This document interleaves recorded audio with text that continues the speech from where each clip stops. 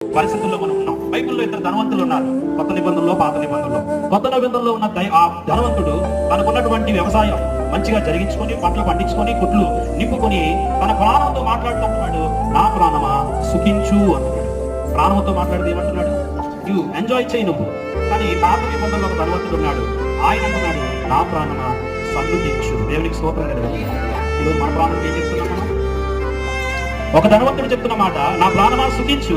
మరొక ధనవంతుడు అంటున్నాడు, నా ప్రాణమా సన్నుతించు. అని అక్కడితో ఆగిపోకుండా ఈ రాత్రి నా మనసులో దేవుడు పెట్టిన మాట ఏంటంటే, ఆయన చేసిన ఉపకారములలో దేనిని మరువు.